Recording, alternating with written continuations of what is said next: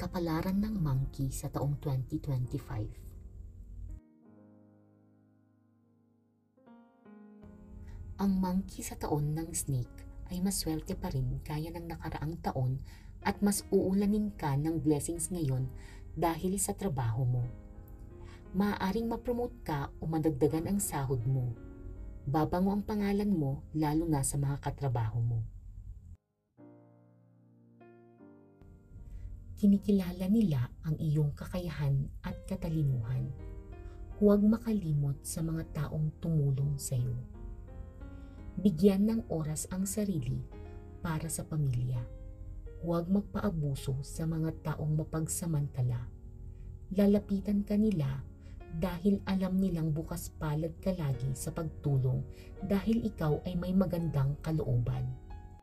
Sa pag-ibig, mag-ingat sa tukso. Maaaring may manira sa iyong relasyon. Huwag magpatalo sa emosyon. Ganun pa man, mananatili ang init ng pagmamahalan. Sa kalusugan, maganda ang nararamdaman nyo sa inyong katawan. Aktibo ang mga monkey sa taon na ito. Kung makaranas man ng panghihina, ay dulot lamang ito ng pagod sa pang-araw-araw na gawain. Ang iyong lucky number ay 1, 7, 8. Ang lucky color mo ay yellow, blue at white.